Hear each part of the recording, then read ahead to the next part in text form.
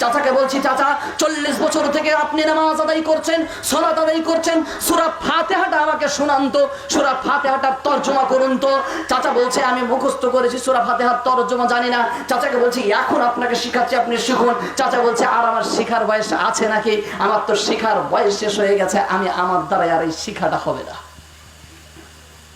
চাচাকে বলছি, চাচা চলুন দৌড়ে যায়, ওখানে মারামারি হচ্ছে, একটুকু ছাড়ানোর ব্যবস্থা করি, ইসলামের জন্য আন্দোলনে যেতে হবে। চাচা একটুকু দৌড়ে চলুন, আমাকে দৌড়ে যেতে হবে। চাচা বলছে আমি তো উঠার ক্ষমতা রাখি না, আমি দৌড়বো কেমন করে?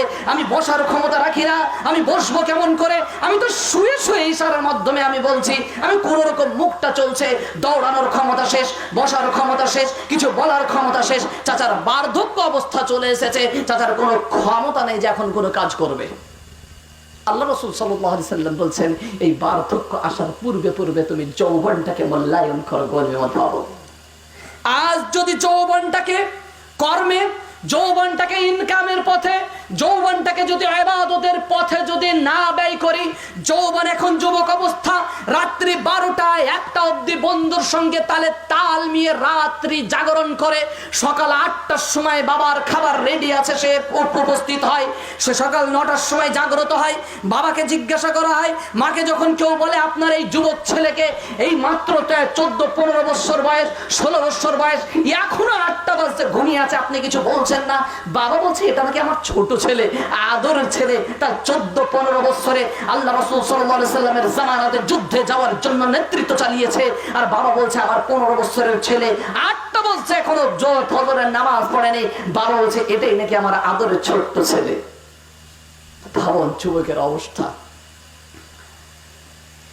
এই যুবক অবস্থাটা যদি কর্ম করার সময় ছিল, যদি আপনি কর্ম করতেন, আল্লাহ তাআলাকে স্মরণ করতেন, ইবাদত করতেন, আল্লাহ তাআলা 5 বার নামাজের জন্য ডাক দিচ্ছেন, মসজিদে গিয়ে 5 ওয়াক্ত সালাত আদায় করা, রমজান মাসে সিয়াম পালন করা, হজ করা, যাকাত দেওয়া, যা কিছু আল্লাহ তাআলার বিধিবিধান আছে, আল্লাহ রাসূল সাল্লাল্লাহু আলাইহি সাল্লাম যেমন ভাবে চলার কথা বলেছেন, নির্দেশ প্রদান করেছেন, সেই রকম ভাবে যদি যুবক অবস্থায় চলা যায়, ইনকাম করা যায়, ইনকাম করে টাকা জমিয়েছেন, যুবক অবস্থায় ভালোভাবে ইবাদত করেছেন, এখন বৃদ্ধ অবস্থা, শুধু বসে বসে টাকা আছে, অর্থ আছে, অর্ডার করবেন সব কিছু আপনার কাছে উপস্থিত হয়ে যাবে, অর্ডার করবেন সব কিছু উপস্থিত হয়ে যাবে। কিন্তু যদি এই যুবক অবস্থাটা কাজে লাগিয়েছেন, বৃদ্ধ অবস্থায় অর্ডার করছেন, ব্যাংক ব্যালেন্স আছে, বৃদ্ধ অবস্থায় যৌবন অবস্থায় জ্ঞান অর্জন করেছেন, বৃদ্ধ অবস্থায় বসে বসে শুধুমাত্র সামান্যতম পড়া শিখাচ্ছেন, বেতন আসবে, অর্থ আছে, প্রয়োজন হলে অর্থ উঠাতে পারবেন, সব কিছু ব্যবস্থা ঠিক আছে। কিন্তু যৌবন অবস্থা 14 বছর 15 বছর হয়ে গেছে, ভালোভাবে স্কুলে পড়াশোনা করছে না, 14-15 বছর আছে, বাবার টাকা লাগানো আছে, বাবার টাকা রাখা আছে, খরচ করছেন, ঘুরে বেড়াচ্ছেন। এই 15 বছর 17 বছর 20 বছর মধ্যে কোনো ইনকামের পথ পেল না, সেই ইনকাম করলো না, নিজের বাবার টাকা আছে, সেই টাকা অনুযায়ী সে খরচ করে ঘুরে বেড়ায়, ইনকাম করে না। এই ছেলের বিবাহ হলো, তখন চিন্তায় পড়ে যাবে ইনকাম করব কত, তখন যখন বয়স্ক হয়ে যাবে, যুবক অবস্থায় হাতে ব্যাগ, মাথায় বোঝা নিয়ে বহন করেনি, আজ বৃদ্ধ অবস্থায় তার অর্থ না থাকার কারণে, সে যৌবন অবস্থাটা ভালোভাবে কাজে না লাগার কারণে, বার্ধক্য অবস্থায় তাকে ঘাড়ে ব্যাগ, হাতে লাঠি নিয়ে তাকে বাড়ি বাড়ি ঘুরে বেড়াতে হবে।